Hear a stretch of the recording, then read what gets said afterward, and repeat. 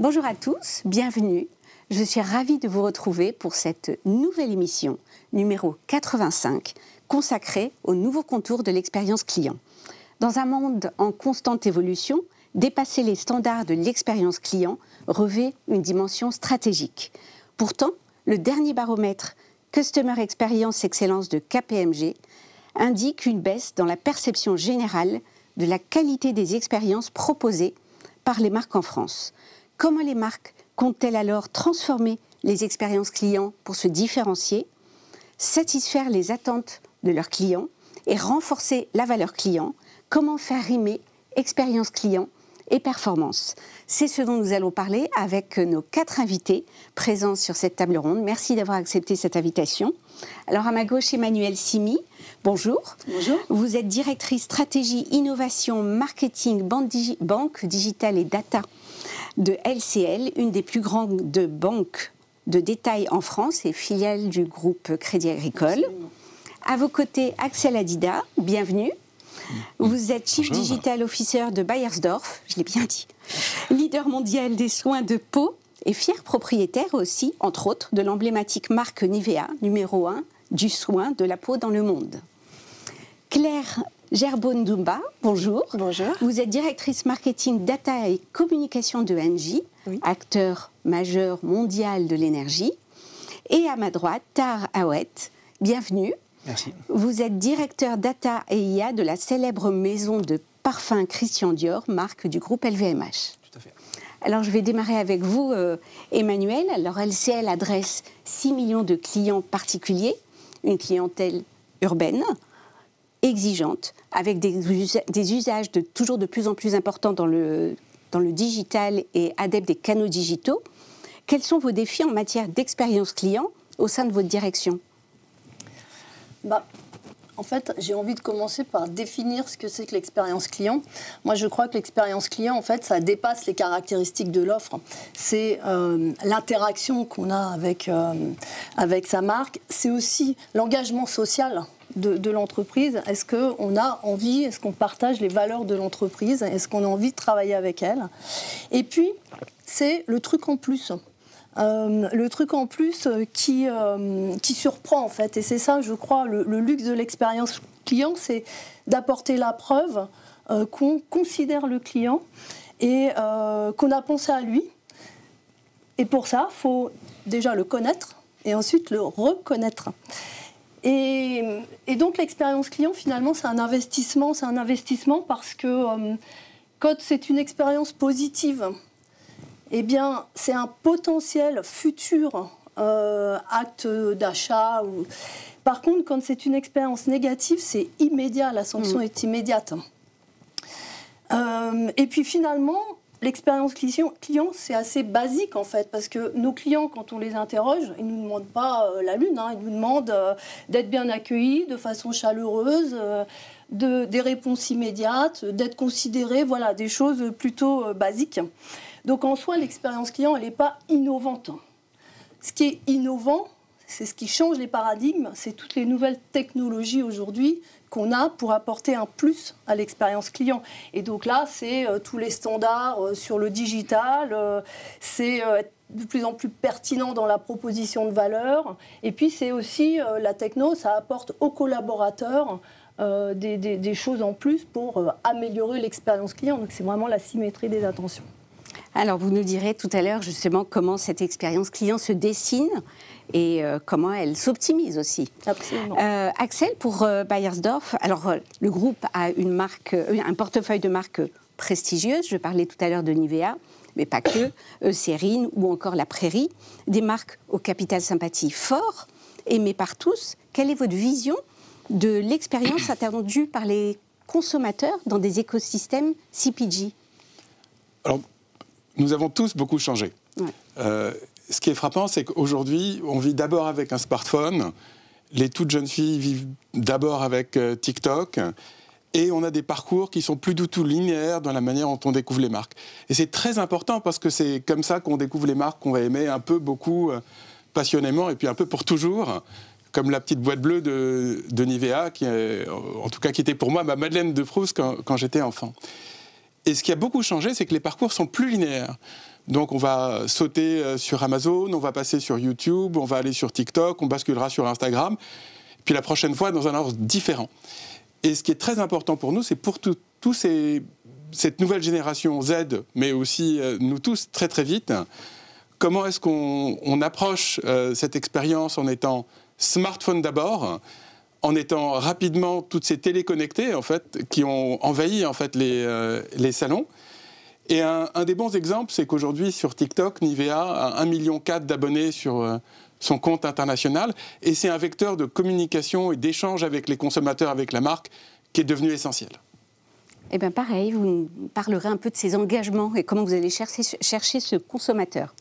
Claire, alors l'expérience client est aussi stratégique dans votre industrie, elle est clé pour engager et responsabiliser les clients dans le consommer moins et mieux l'énergie. Quels enjeux devez-vous relever pour créer des expériences de qualité ? Alors effectivement, dans l'univers des services en particulier, l'expérience client, elle est majeure parce que c'est le seul lien qu'on va avoir avec la marque. C'est tous ces éléments, tous ces moments de point de contact qu'on va pouvoir créer. Et donc, il est essentiel qu'ils soient pertinents, qui répondent à des attentes qui sont des vraies attentes clients. Et en fait, c'est un de nos points de départ. Hein, c'est effectivement de se dire quelles sont les attentes de nos clients dans l'univers de l'énergie. Et donc, on parle du consommer moins et du consommer mieux parce que c'est notre ADN chez Engie de pouvoir accompagner nos clients dans la transition énergétique et de leur donner des vrais outils, des éléments, des bases, des offres, des services qui vont vraiment leur permettre de pouvoir vivre cette transition énergétique. Et donc cette expérience client, elle va notamment démarrer dès le moment où on va prendre contact avec la marque et puis où on va être acquis par cette marque. Et donc dans nos parcours d'acquisition, on va être très vigilant aussi sur ces éléments de parcours. Et notamment dans notre univers, ça va être à la fois bien sûr, la fluidité de l'expérience, parce qu'on le disait, l'expérience client, elle peut être basique, mais en tous les cas, les attentes, il est nécessaire de pouvoir y répondre facilement. Et donc, dans des univers comme l'énergie, c'est pas forcément évident, c'est pas quelque chose qu'on aborde facilement. Donc, comment est-ce qu'on la rend la plus fluide possible ? Et puis, comment est-ce qu'on apporte du conseil, de la transparence, de la confiance sur des sujets qui sont complexes ? Et donc, ça c'est vraiment, voilà, encore une fois, repartir des attentes, amener une expérience qui soit différente dès l'acquisition. Et puis sur l'ensemble des points de contact qu'on va avoir avec notre client tout au long de l'expérience avec Engie, puisque, encore une fois, l'énergie va se vivre à différents moments. Et donc, c'est important que la marque soit présente pour accompagner, encore une fois, vers la transition énergétique et le consommer moins et mieux. Pareil, on y reviendra. Alors, Tahar, la maison Parfum Christian Dior s'appuie sur des valeurs d'excellence et de créativité fortes pour offrir à ses clients des expériences remarquables. À quelles exigences l'expérience client doit-elle répondre avec votre casquette data et IA ? Alors, on a 4 grandes exigences / enjeux. La première, c'est vraiment la personnalisation. Donc, chaque expérience, chaque activation doit être personnalisée en fonction du profil du client, de son comportement, de son centre d'intérêt. Et qu'on a plusieurs millions de clients en base, la data a un rôle clé pour mieux équiper nos conseillers et conseillères en point de vente et pour mieux personnaliser Dior.com en fonction de ses profils clients. Le second enjeu, c'est l'excellence tout au long de la relation. Donc notre objectif, c'est de créer une relation qui ait du sens, une relation qui s'inscrive dans la durée. Et donc l'expérience, elle doit être exceptionnelle lors de la découverte des produits ou des services, lors de la phase d'achat et surtout après le parcours d'achat. Là, on est vraiment dans le care, c'est-à-dire demander au client ce qu'il a pensé du produit, lui donner des conseils par rapport à son application ou lui proposer des services en lien avec son intérêt. Le troisième enjeu, il y a notre présence internationale. Et donc là, je pense en particulier au marché asiatique où il faut tenir compte des usages locaux. Si je prends l'exemple du Japon, ça n'aurait pas de sens d'envoyer des emails comme on pourrait le faire en Europe. Au Japon, le canal pour avoir de l'impact, c'est Line.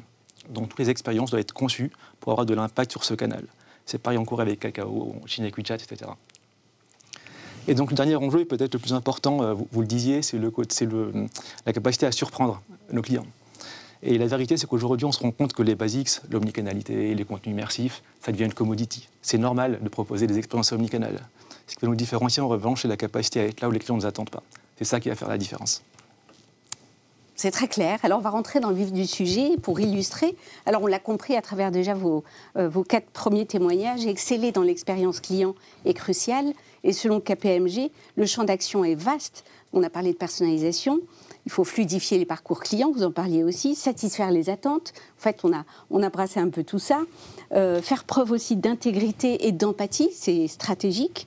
Autant d'axes d'amélioration pour travailler cette expérience client et surprendre justement. À la clé, augmenter bien sûr la valeur client et le chiffre d'affaires, parce que quand même le nerf de la guerre. Alors Claire, je reviens vers vous pour Engie. Quand on a un acteur de référence dans l'énergie, comme Engie, qui évolue dans des marchés à la fois volatiles et concurrentiels, quel écosystème tissez-vous pour engager les consommateurs durablement? Et qu'est-ce qu'il faut optimiser aussi dans ces parcours et ces expériences? Alors, pour justement créer ces parcours qui soient performants, dès lors qu'on est en train de regarder des sujets de performance, on va vraiment regarder l'intégralité de notre funnel. Et comment est-ce que sur notre brand funnel, on va pouvoir intervenir et surtout avoir une logique et une expérience tout du long de ce brand funnel.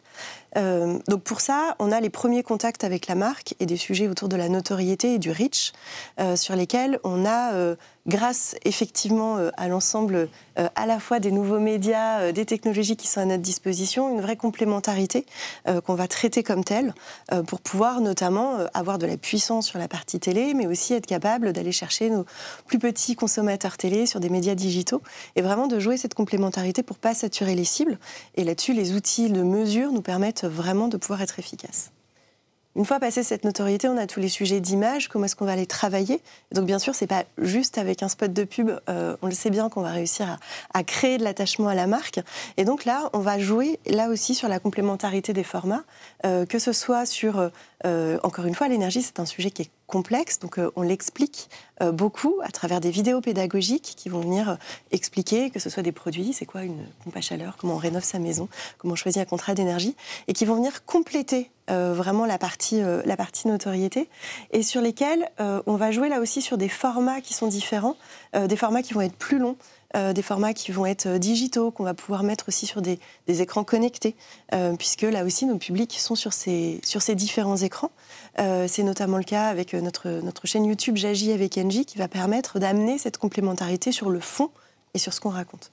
Et puis, quand on continue dans notre expérience et qu'on veut aller sur la partie plus conversion, à travers le targeting des cibles, la data, on en parlait, qui est absolument essentielle pour créer des audiences et être en capacité d'aller les retargeter, on va justement pouvoir, avec ces outils-là, être pertinent sur les attentes clients au bon moment. Des moments de vie, quand on est en train de déménager, on se pose des questions sur l'énergie par exemple, c'est des moments qu'on va pouvoir aller cibler. Et pour aller jusqu'à cette conversion, on utilise aussi des formats type live conseil, où on va interagir avec nos clients qui se posent ces questions-là. Donc ça, c'est vraiment sur tous les domaines, on va dire, de la performance sur l'ensemble du brand funnel. Mais l'expérience, elle ne se limite pas à ça. Quand on est sur le sujet de la performance, c'est aussi comment est-ce qu'on engage finalement nos publics. Et pour ça, on a souhaité, il y a 4 ans maintenant, créer un programme d'engagement à destination de nos clients qui s'appelle Mon programme pour agir. Parce que si Engie veut agir dans la transition énergétique, nous souhaitons bien sûr que nos clients s'engagent avec nous. Et donc ce programme d'engagement a ça comme vocation, de permettre à nos clients, à travers leurs actes, le fameux consommer moins et consommer mieux, de pouvoir être récompensés avec des kilo-actes. Et en fait, cette récompense peut ensuite être redistribuée. On est dans un écosystème qui va permettre ensuite de pouvoir soutenir des projets d'associations qui elles-mêmes œuvrent dans la transition énergétique. Donc c'est ça, cet écosystème qu'on va créer. Et donc on transforme bien sûr Engie, ces kilo-actes, en dotation à destination de ces associations. Et c'est comme ça qu'on est sur à la fois des éléments de performance, sur comment est-ce qu'on additionne nos médias pour aller toucher nos cibles, et sur des éléments d'image et de conversion, mais aussi sur un engagement à plus long terme avec nos clients, et qu'on mesure, pour le coup, véritablement en termes d'impact, là aussi sur l'ensemble de notre brand funnel, sur tous nos clients qui soit sont actifs dans Mon programme pour agir, soit même le connaissent et connaissent cet engagement. Vous parliez effectivement de mesures. Est-ce que vous avez quelques indicateurs à partager ? Alors oui, tout à fait. Quand on regarde sur cette partie déjà performance, on voit que la complémentarité des médias nous permet vraiment de pouvoir aller gagner des points. Donc on est sur 10% de plus en performance quand on est sur de la complémentarité télé et médias digitaux. Quand on est sur la partie image, on voit que justement nos formats longs, explicatifs, qui viennent vraiment à la rencontre des attentes de nos clients, nous font gagner jusqu'à 15 points sur un certain nombre d'items de marque, que ce soit autour de l'innovation, de la confiance, finance, de la transition énergétique. Donc on voit bien l'intérêt véritablement d'allier les formats et les médias.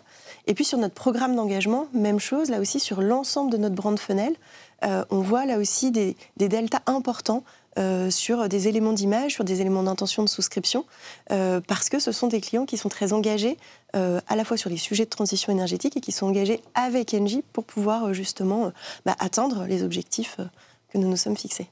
C'est clair, merci Claire. Pardon. Ne vous inquiétez pas, j'ai l'habitude.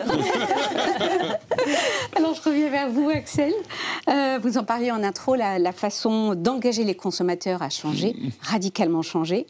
Quelles nouvelles expériences vous avez imaginées pour créer de la considération et de l'attachement à la marque, aux marques du groupe Beiersdorf? Alors, on a beaucoup changé dans cette expérience de recherche d'informations et en particulier, on attend en fait de nos réseaux sociaux, de nos réseaux vidéo, qu'ils entrent en résonance avec nos points de passion et nos centres d'intérêt. On a un produit qui est formidable qui s'appelle Luminous 630, qui est un sérum et un soin de jour anti-taches. Et pour lui, en fait, la manière d'aller vers les consommateurs, c'est d'avoir une vraie personnalisation en matière publicitaire. Si vous avez un intérêt ou un souci avec les taches pour le soleil, ou pour le changement hormonal, ou pour l'âge, en fait, les publicités vont être différentes, et on va venir vers vous de manière différente sur YouTube ou encore sur TikTok. Mais c'est aussi, en termes d'expérience, accompagner des vrais changements dans la manière d'acheter. Alors, ça n'a pas encore complètement atteint nos côtes, mais si on va un peu plus loin dans le monde, en Malaisie, c'est le commerce social, en fait, qui est explosif cette année. Donc, Nivea est très présent sur le TikTok Shop et on va avoir une présence non seulement derrière les stories, les histoires qu'on va avoir sur TikTok, qu'on peut cliquer et après on peut acheter, mais il y a aussi du live streaming, un peu comme ici, une télé Nivea où vous pouvez, comme consommateur, venir poser des questions, rencontrer les produits, découvrir les promotions et interagir avec l'animateur du live streaming. Et ça, c'est une vraie bascule qu'on avait rencontrée d'abord en Chine et qui atteint aujourd'hui toute l'Asie du Sud-Est. Et puis, dans des expériences qui permettent de découvrir les consommateurs et d'être connus sous des jours nouveaux, moi je tire mon chapeau bas à notre recherche et développement qui a travaillé un jeu sur Roblox qui s'appelle Nivea Tower Run, qui permet en particulier de rencontrer un public qui est un peu chacun d'entre nous, puisqu'on est 5 milliards sur les réseaux sociaux, mais on est 3 milliards de gamers, et de les rencontrer sur Roblox, qui est une plateforme très importante pour la génération Z. Et peut-être un dernier exemple, parce qu'on parle souvent de contenu généré par les consommateurs. Alors, on a tous un petit influenceur qui sommeille en nous, en tout cas tous les influenceurs ont commencé comme ça, mais quelque chose d'assez courant, c'est ce qu'on va donner comme vote sur les produits, sur les canaux de e-commerce, puis les commentaires qu'on va laisser. Et dans certains pays, je vais citer l'Inde, on a un partenaire qui s'appelle Flipkart, qui est le grand partenaire de e-commerce de l'Inde. Et pour notre Nivea Soft, qui est comme la petite boîte bleue, mais c'est la petite boîte blanche, avec une crème très fraîche, on va avoir 200 000 votes et 20 000 commentaires, ce qui, à l'échelle de l'Inde, est gigantesque. Et c'est vraiment une manière énorme pour les consommateurs de partager leur expérience, leurs recommandations avec d'autres consommateurs quand ils sont en plein milieu de leur parcours de considération, de passion pour les soins de la peau et d'achat. Et alors, la même question que je posais à Claire, la partie performance, comment est-ce que vous mesurez la contribution de ces actions sur le business, d'autant plus qu'il est quand même un peu indirect? Alors, tous nos marketeurs aujourd'hui sont plongés dans la data. Donc, comment est-ce qu'on réussit à comprendre comment est-ce que nos publicités sont reçues? Est-ce que les consommateurs vont les voir longtemps? Est-ce qu'on va avoir un impact sur les ventes qui est visible? Donc tout ce travail de diagnostic et de performance, de voir ce qui se passe dans une région contre une autre, c'est aujourd'hui, ça fait partie des nouveaux métiers et vraiment du cœur des nouvelles compétences que chacun de nos marketeurs dans les pays va avoir pour réussir à revenir et vraiment faire son opinion sur le différentiel de performance et qu'on puisse faire effectivement les bons paris sur les bons canaux et sur les expériences qui vont vraiment faire une différence dans le cœur des consommateurs. Merci beaucoup. Alors, Emmanuel, pour LCL, LCL ambitionne d'être la banque numéro 1 en termes de satisfaction client. Elle est déjà la banque, j'ai vu, la mieux notée sur Google avec une note de 4,75 sur 5. Comment, selon vous, doit évoluer l'expérience client dans le secteur bancaire et pour LCL pour qu'elle serve à la fois les sujets de préférence de marque et vos enjeux d'acquisition, de feed et de performance? J'ai envie de partager avec vous en fait le triptyque de l'expérience client qui fait que derrière on a toutes ces récompenses. Le triptyque, c'est ce qu'on fait pour l'expérience client, ce qu'on fait pour l'expérience collaborateur qui rejaillit sur l'expérience client. Et puis le troisième sujet, c'est le lien continu entre LCL et ses clients. Alors, si je commence sur l'expérience client, finalement, on ne va pas partir du client, partons du prospect. En fait, le prospect, tout l'enjeu, c'est d'arriver à lui proposer une expérience digitale qui soit repensée avec des campagnes d'acquisition digitale repensées avec toutes les technos qu'on a aujourd'hui pour augmenter notre qualité des flux entrants. Et donc, concrètement, par exemple, si je fais une campagne digitale sur les étudiants, eh bien, je ne vais pas faire une campagne digitale. Un étudiant qui est un étudiant universitaire et puis un ingénieur dans une école n'a pas les mêmes besoins. Et donc, d'une campagne, je vais la découper en 10, finalement, qui sont des campagnes avec les meilleures combinaisons sur chacun des besoins des étudiants. Voilà, c'est comme ça qu'on affine et qu'on offre une acquisition digitale expérientielle. Alors, une fois qu'on a eu ce flux, finalement, avant que le client ne rentre en interaction avec nous, il faut qu'on lui offre une expérience au standard des marchés.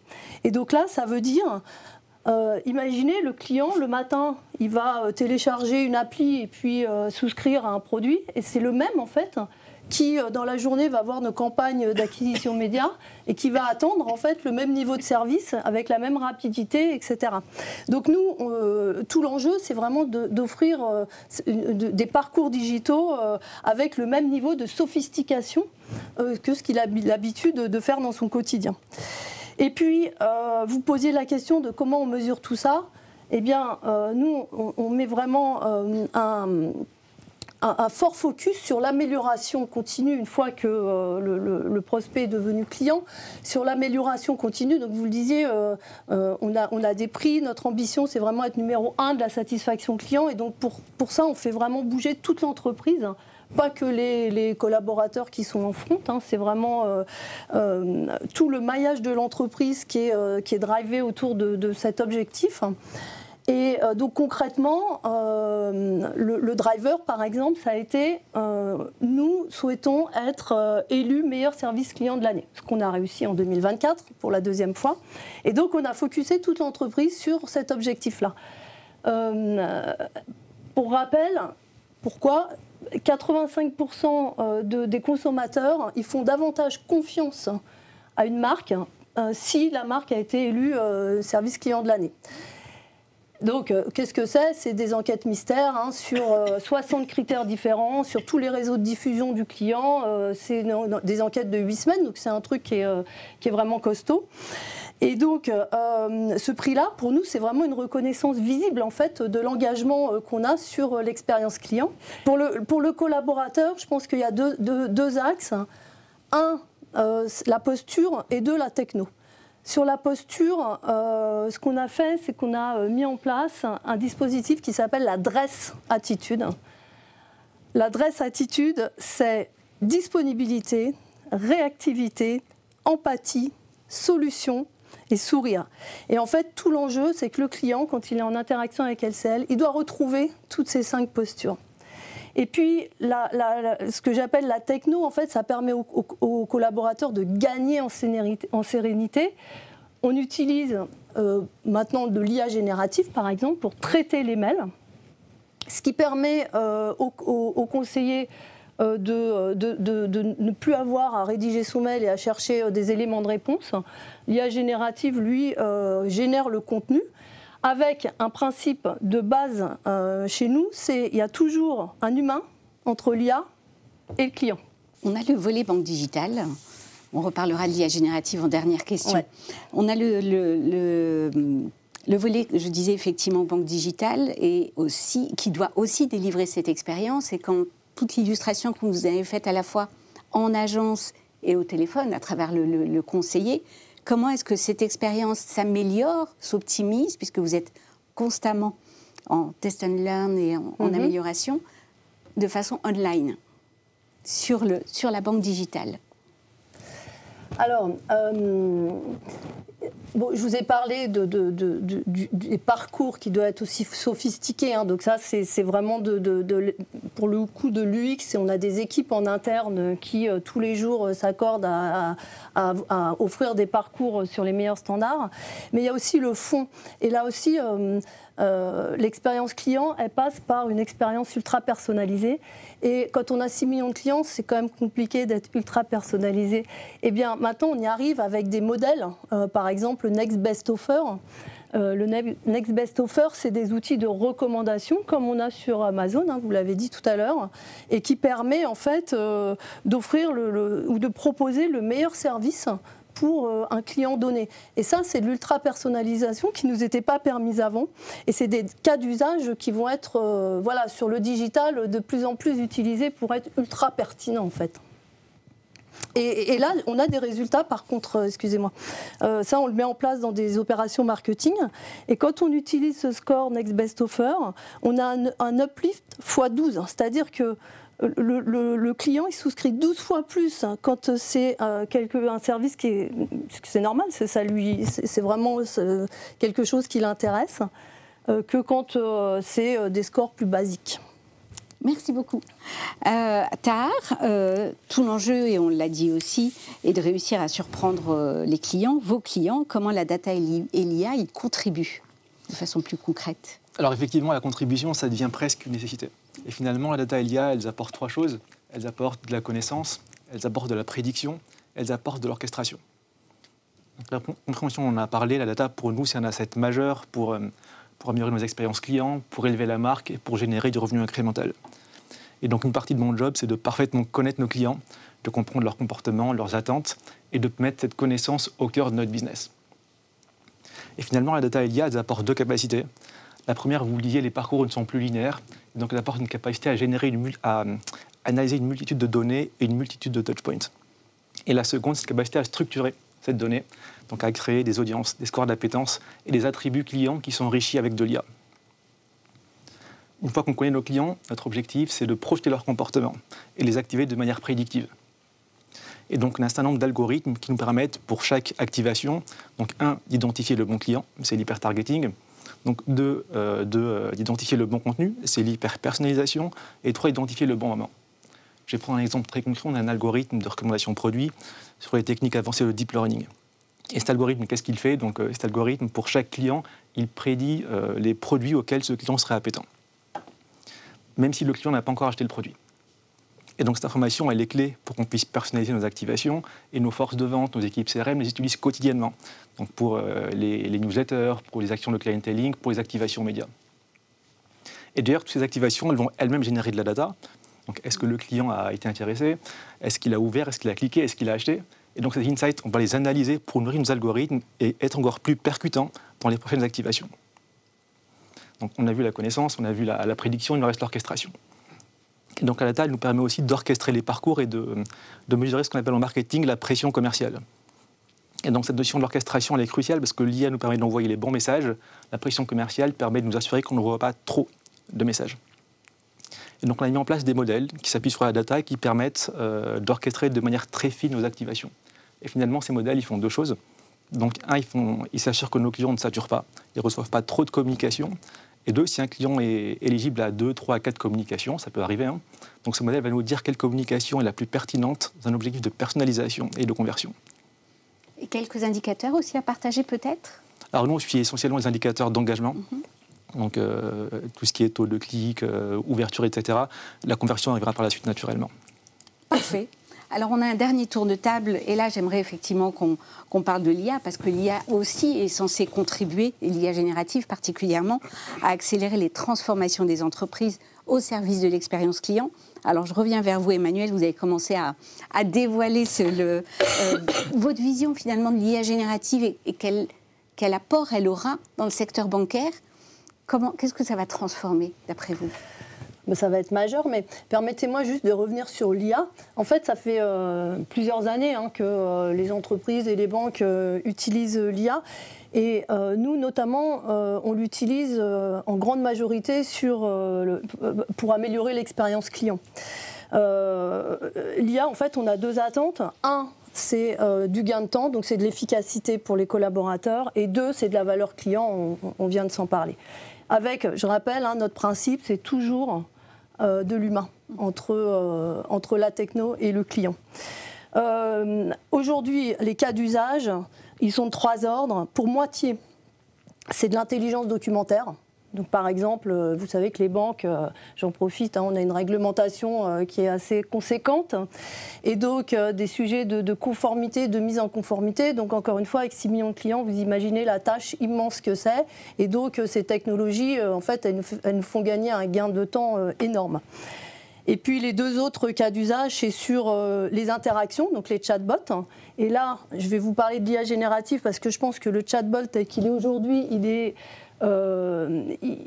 gagnerait à performer davantage sur la personnalisation justement et la pertinence des réponses. Et puis, le troisième cas d'usage, c'est sur la génération de contenu qu'on utilise pas mal, notamment pour l'élaboration de campagnes marketing. Donc en fait, l'IA générative, elle va permettre d'être un accélérateur, un catalyseur, puisqu'on passe d'une interprétation de données, ce que fait l'IA, à une génération de contenu avec ces données, ce qui est sensiblement différent. Et donc là, moi j'en vois plusieurs usages. Un, pour le client par exemple, on peut très bien aujourd'hui imaginer des espèces de chat GPT qui soient internes et donc qui parlent notre langage, nos acronymes bancaires, tous nos produits, etc. Donc ça a une vraie valeur client. Pour le collaborateur, eh bien, on entend beaucoup parler du conseiller augmenté, mais c'est bien ça, c'est j'augmente le potentiel de mon conseiller parce que je lui mets à disposition des assistants virtuels. Et puis, pour finir, moi je crois beaucoup en l'IA générative sur le vocal. On parlait des jeunes. Bon, aujourd'hui, les jeunes, ils n'écrivent plus des SMS, tout est en vocal. Et donc, l'IA générative, elle va, je pense, nous permettre de traiter beaucoup le vocal. Par exemple, les appels téléphoniques qu'on peut avoir de nos clients. On est capable de détecter les émotions. Est-ce qu'il est en colère ? Ça n'arrive jamais chez les banques. Est-ce qu'il est joyeux, etc. Ce qui permet d'orienter l'appel. Et il est capable aussi, avec très très peu d'informations, de connaître la thématique de l'appel, ce qui permet de générer du contenu au conseiller. Et du coup, le conseiller, ça lui enlève une charge mentale énorme. Et puis, ça lui permet d'être percutant de suite. OK. Axel, est-ce que vous partagez le même avis pour quand on est chez Beiersdorf ? Quel usage on fait de l'IA générative ? Non, moi, je suis impressionné par tout le traitement du courrier, l'écoute des interactions avec les clients. Pour nous, ça prend un jour complètement différent. Je pense, d'abord, ça fait très très longtemps qu'on a de l'IA un peu partout. On a de l'IA dans des outils de copilotage qui font la transcription des réunions, qui vont assister à l'orthographe, à la syntaxe. Et donc, c'est une IA qui est tellement forte que dans notre vie quotidienne, on ne la voit plus. Dès qu'on fait des médias, on va avoir de l'IA dans pratiquement toutes les plateformes avec lesquelles on va travailler en matière publicitaire, qui ont de l'IA partout, qui sont pleines d'algorithmes. Et donc, ça fait longtemps que nos marketeurs ils passent leur vie à jouer avec les algorithmes pour réussir à en tirer parti et cibler les meilleures audiences, réussir à avoir les meilleures routes sur différents profils consommateurs ou différents centres d'intérêt. L'IA générative, c'est complètement différent puisqu'on se réveille un matin et brutalement, on a de la génération d'images avec Dali. Brutalement, on a de la génération de textes. On trouve qu'on fait une synthèse de texte qui est quand même vraiment pas mal, en fait. Et on va avoir même de la génération vidéo. Et on se dit, mon Dieu, que c'est vraiment très beau. Et qu'est-ce que ça veut dire pour des professionnels du marketing, de la création et de l'image? D'abord, c'est très intéressant comme générateur d'idées. Donc c'est pour mettre des idées au brouillon, pour les amener à la vie, pour formuler quelques prompts et réussir à donner corps et chair à une idée, c'est formidable. Dans tout le travail créatif, c'est extraordinaire pour accélérer le storyboarding. Vous savez, c'est un peu comme ces bandes dessinées quand on prépare des films et leur donner un peu de mouvement. Ça permet de se faire une idée de ce à quoi ressemblent ces idées. Ça permet aussi de détecter des tendances consommateurs de manière plus large, en voyant plus loin sur ce que disent, ce qu'espèrent et ce qu'attendent les consommateurs. Et je pense quelque chose qui est très intéressant, avec lequel j'ai beaucoup raisonné, avec ce que vous avez dit, c'est que pour nous aussi, il y a toujours de l'humain. Il y a toujours du talent humain, il y a toujours de la peau humaine. Aujourd'hui, on est encore dans l'enfance, mais c'est vraiment important d'affirmer qu'on s'en sert pour stimuler sa créativité, mais quand on va aller pour montrer de la peau humaine, pour montrer nos produits, c'est sur la peau des femmes et des hommes. Merci Axel. Claire, votre point de vue aussi sur l'IA générative et son application au sein d'Engie. Oui, les deux. Les deux, oui. Alors déjà, un point que je partage effectivement avec vous, hein, c'est celui du rôle de l'humain. Et on voit l'intelligence artificielle comme un copilote. C'est-à-dire qu'effectivement, c'est une vraie aide pour tous les points que vous avez soulevés précédemment. Dans des éléments d'usage, pour qu'on se rapproche un peu effectivement de ce qu'on peut déjà mettre en place chez Engie. Quelques exemples. On parlait effectivement des emails à destination des clients. On a une problématique supplémentaire qui est celui de la langue quand on est présent par exemple en Belgique où il y a différentes langues et que tous nos conseillers ne parlent pas toutes les langues. C'est un formidable outil pour à la fois effectivement analyser le contenu des précédentes conversations, faire une proposition aux conseillers et surtout être en capacité de la traduire dans la langue directement du client. Donc ça a une influence très forte à la fois sur la pertinence de ce qu'on peut expliquer, sur la rapidité de le faire et puis sur les compétences que ça peut amener au global. C'est aussi des outils toujours par rapport à nos conseillers clientèle qu'on va utiliser. On le disait, hein, l'intelligence artificielle peut détecter des choses dans les appels, dans la façon dont elle les retranscrit. Nous, c'est une matière qu'on va utiliser de deux façons.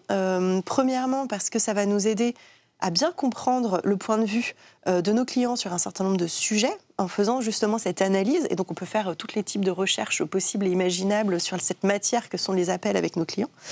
Et puis, en fait, l'IA, c'est aussi détecter, là aussi, la conformité, c'est-à-dire tous les points qu'on souhaite valider avec un client à l'occasion d'un appel. Et du fait de cette analyse-là, ça va permettre derrière de pouvoir spécifiquement par conseiller, on parlait de la personnalisation au client, mais la personnalisation au conseiller est essentielle aussi, pouvoir faire des modules spécifiques de formation sur des points issus justement de cette matière des appels. Et puis le dernier point, c'est effectivement, évidemment, tous les usages marketing que vous avez listés. Nous, on a un exemple en particulier où on a véritablement boosté tous nos taux, c'est de pouvoir faire des emails en temps réel sur des données personnalisé, notamment sur mon programme pour agir, sur le solde de KiloAct. Et ça nous a permis de vraiment booster nos performances sur nos emails. Et je pense là aussi qu'on en est qu'au stade de l'enfance et qu'on a énormément de use cases devant nous. Si tant est qu'on les identifie correctement sur qu'est-ce que ça va réellement nous apporter, et puis qu'on est aussi un peu serein, c'est-à-dire que l'IA, c'est pas que de la magie, c'est-à-dire que c'est aussi du délai d'implantation, ça nécessite des équipes pluridisciplinaires derrière, et puis de faire apprendre la machine. Et donc, c'est pas quelque chose qui est sur étagère, qu'on branche et il se passe une étincelle formidable. Donc voilà, ce sont les conditions pour pouvoir correctement le faire dans un environnement qui est formidable, mais avec des possibilités. Merci. Et alors, Étard, votre point de vue pour à la fois l'industrie du luxe et de la beauté et l'IA générative, comment elle va aussi contribuer à améliorer l'expérience client? Alors, je me reconnais dans tout ce que vous avez dit, tout ce que vous avez évoqué. Et dans mon domaine, effectivement, cette IA générative va apporter de la valeur sur 3 grandes dimensions. La première, c'est la créativité. C'est la créativité, c'est la génération de contenu, de visuels, de vidéos. Et ce qui est particulièrement intéressant, c'est la capacité à générer du contenu qui soit bigger than life. Des choses qu'on n'aurait pas jamais pu shooter dans la vie réelle. Et donc là, l'IA nous apporte cette capacité à projeter l'imaginaire. Et finalement, la seule limite pour nos campagnes, ça devient notre imagination. La seconde dimension, c'est plutôt tout ce qui est autour des interactions clients. Donc si je reprends l'exemple des chatbots, c'est vrai qu'ils se sont largement renforcés avec l'IA générative. Et c'est marrant parce que ces bots, ils étaient plutôt mal aimés des clients. Ils étaient assez limités, assez basiques, répondaient à des questions trop simples. Avec l'IA générative, eh ben, ces bots, on parvient à avoir des modèles qui sont capables d'offrir des expériences largement améliorées et d'ailleurs qui conversent quasiment comme des êtres humains. Le troisième levier, c'est vraiment l'efficacité. Et là, l'idée, c'est toujours d'automatiser les tâches chronophages ou les tâches répétitives. Et l'objectif, in fine, c'est d'augmenter nos conseillers, de leur libérer du temps qualitatif et de leur permettre de mieux servir nos clients et clientes. Et donc, finalement, ces IA génératives, elles seront au cœur de nos expériences, c'est une évidence. Et on ne veut pas de n'importe quelle IA. On veut une IA qui conserve notre ADN, notre héritage et qui préserve notre marque. On veut d'une IA qui soit maîtrisée, qui soit responsable, aussi bien d'un point de vue éthique que d'un point de vue écologique. On veut une IA qui soit, vous l'avez tous dit, centrée sur l'humain. Et le dernier point, il est fondamental. Ce qu'on veut, c'est augmenter nos conseillers, pour qu'ils soient au centre de l'expérience client. Et on veut les augmenter qu'un copilote, pas avec un pilote, avec une IA qui les complète, avec une IA qui respecte leur expertise, qui respecte leur savoir-faire. Eh bien, merci beaucoup. Très bonne synthèse aussi. Merci, on est arrivé au terme de cette émission. Merci encore pour votre présence et vos témoignages et je vous donne rendez-vous pour une prochaine émission. À très bientôt. Au revoir.